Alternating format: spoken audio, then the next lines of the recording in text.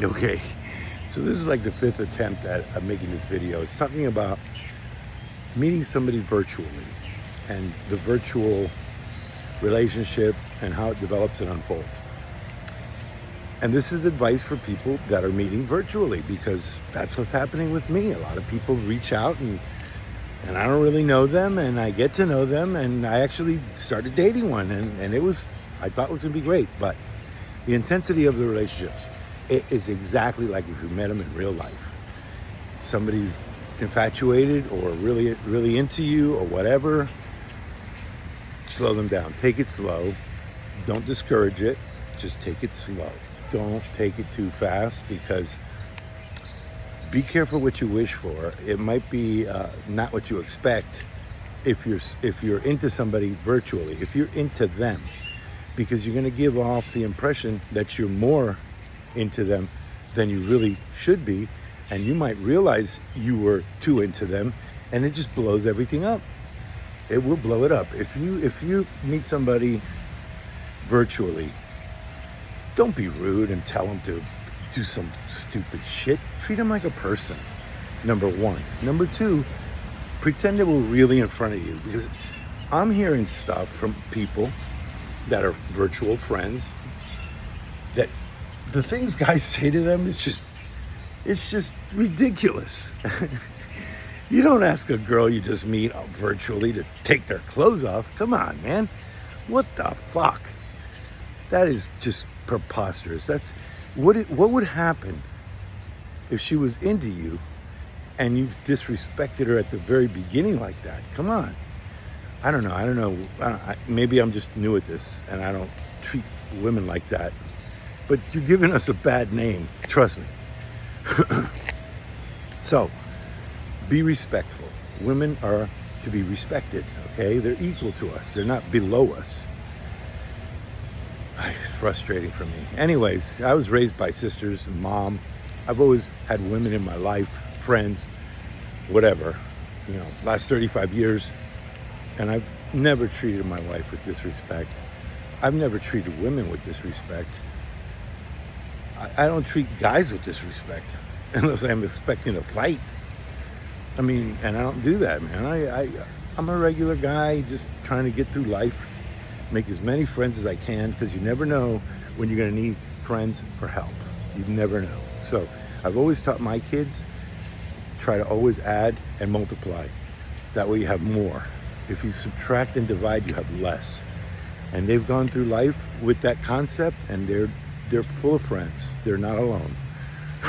So, virtual friends. It's just like a real friend in real life. You got to treat it as such. You got to treat them, they got to slow down a little bit. If they're going too fast, don't go their speed, because they might not realize that they're going fast. They might think that everything is great and send you tons of messages. And if you send them tons of messages back and something sparks up, they might get scared. It's weird, but that's what happened.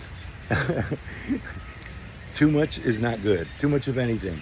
Too much, drugs, too much alcohol, too much of anything is not good. Moderate yourself. That's number one point. Now, number 2 point, how do you meet somebody?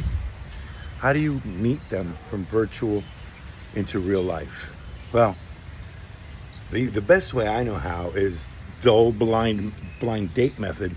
You tell them where you're going to be. If they come in and see you and decide they want to talk to you, then they talk to you. If they don't, they don't. And you sit there and they don't show up. Fine. You'll survive. That's what wine night was about. See? I used to have that wine night every Wednesday.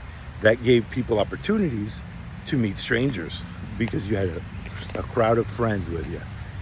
So you have a crowd of friends with you, you can feel safe, basically. So that could be an idea. Take some friends with you. Tell them, hey, let's all go to whatever bar. I want to see this guy, and I want you guys to be there. Very easy. Very easy to do. And it's hard to take that step because women are afraid, because there's a lot of creeps out there. But you're better off in numbers if you're worried about meeting somebody. Make some friends. That's what wine night was about. You had a shit ton of friends at the bar, just within arm's reach to fall back on if you didn't feel right or if it started to feel weird. Fall back on your friends. They're there. And, that's the way we used to do it. When I worked at Cazzoli's in the Broward Mall, that was a very public place. That was easy because I'd say, hey, I'm the guy at Cazzoli's. You'll know which one I am. Go order a slice of pizza. You like me? Say hi. If you don't, you get a slice of pizza. You'll feel full. You'll be happy. It was easy. It's harder now because obviously I don't work somewhere public. So I can't tell you to go to Cazzoli's and get a slice and you don't have to say anything. But it's also a little bit more difficult in that your picture's known. So unless you've been catfishing, your image is known. So you might be recognized. But so what? If you're recognized, that's the idea. You're meeting somebody and you've already virtually known them. So just meet them. And if you don't like them, don't go again. It's that easy. You go, you like them, you go again. You don't like them, you don't go again. It's not impossible. First of all, if you're on Facebook and you spoke to them through Messenger, they don't know your phone number because it's Messenger protected. You can call somebody all day long and all you'll see is the Messenger. It won't be their phone number unless you exchange phone numbers and you go to the next level. I have phone numbers for people that have met me and they feel they're comfortable with me, so that's fine.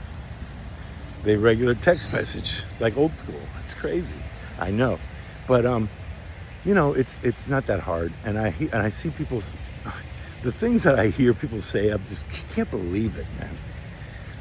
I just can't believe that this is the world we live in. It's much different than it was 35 years ago when I was a single guy still.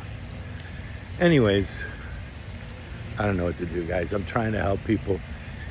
With the whole grieving thing, it's pretty intense. I think I didn't break down. This is a completion of this particular topic, virtual meeting. And there's people I've been saying hi to, good morning, for a couple months now. Every morning, I don't forget. And I'll probably, who knows if I'll ever meet them. I don't know. But they're friends. They care about me. They comment some things on posts and all kinds of stuff. And I'm grateful for all of them. This weekend I met someone who's a very nice person, just understands my situation, was very helpful. I don't know how long we'll be friends, but I hope, good people are good in your life. That's the way I see it. However long they're in my life, we're in there. Over the years, I've had tons of friends through Facebook. This thing has connected me back to elementary school people, and they still talk to me, and my first best friend's wife is on here because he's not. And I'm grateful for that. And my other best friend's on here now, finally. And that's going back to like 7 years old. That's a long time. That's like 53 years, 52 years. Okay, let me not add a year onto myself. I ain't afraid of my age. I'm the age that I am. I got here and I'm healthy and I expect to live a lot longer. With the routine I do, I can do it when I'm 80. I didn't pick exercise that's too hard. Like some people pick these exercises that are just extreme and they blow out a knee, exercise over. They break a bone because they crash on a bike, exercise over. I don't do anything extreme. It's very light, it's very repetitive. And hey, I see the results of people in the gym that have been there, going there as long as I have. Not any better.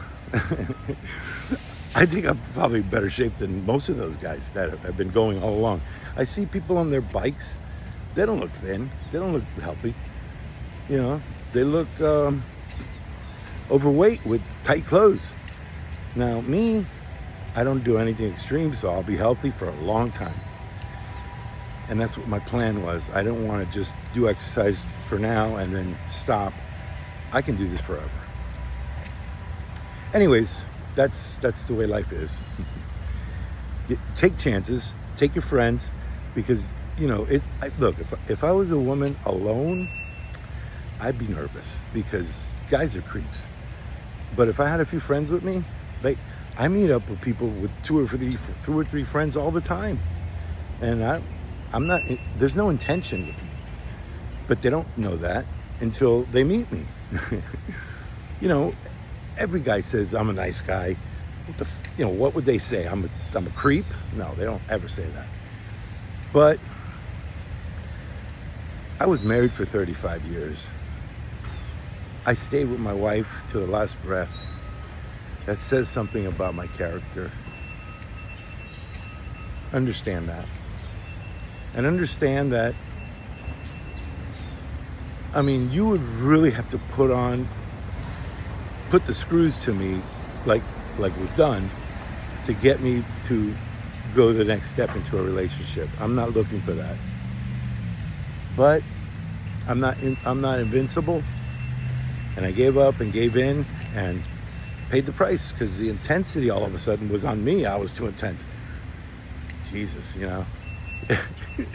I don't know what to say. I'm surprised. And I got heartbroken, but I'll move on. It's a lot harder to move on from a 35-year relationship than a 2-week relationship. I can tell you that. So anyways, hope you're okay. Have a good day.